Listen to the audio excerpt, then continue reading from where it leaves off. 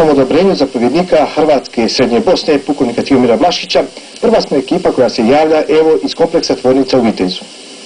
Ovo je najveći kompleks tvornica ovakve vrste u Evropi, ali ovo je najveća bomba, kako stručnjaci kažu, ne samo u bivšoj Bosni i Hercegovini, nego i u Evropi. Evo kako i zašto. Tvornica je minirana i sve je spremno za njeno dizanje u zrak ako bi došlo u opasnost da padne u muslimanske ruke. Dozvoljeno nam je i da slikom pokažemo kako miniranje tvornice nije samo isprazna prijetnja. A što bi značilo njeno dizanje u zrak, pukovnik Vlašić kratko odgovara.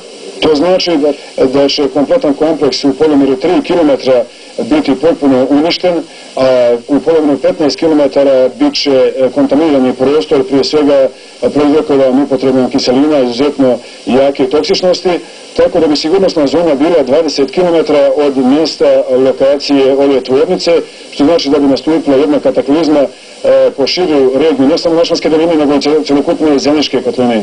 Zbog čega je muslimanima stalo toliko do ove tvornice? U slučaju zauzimanja ove tvornice, muslimani bi imali potpuno uvezani sustav namenske proizvodnje, kompletnog tehničkog i svakog drugog programa, potpomognut sa proizvodnjom svih vrsta eksploziva i upotrebom kompozitnih eksploziva kao strateških sirovina za višecjevne bacače raketa dometa 65 km, čime bi sigurno mogli diktirati dalji nastavak rata i sigurno izbjegnuo prvi plan, prije svega ratne opcije sa ovakvim i ovolikim tvorničkim kompleksom, prije svega namijenjenog za proizvodnju ratnog, odnosno vojnog eksploziva.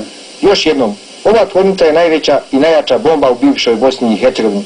Hoće li ova bomba biti aktivirana sa svim posljedicama za koje ste čuli, kažu HVO, ne ovisi od nas, iako je mi kontroliramo. Tvornica će biti ili naša ili ničija, odnosno ili će ovo sve letiti u zrak. Potez na obaračuje na muslimanskoj strani.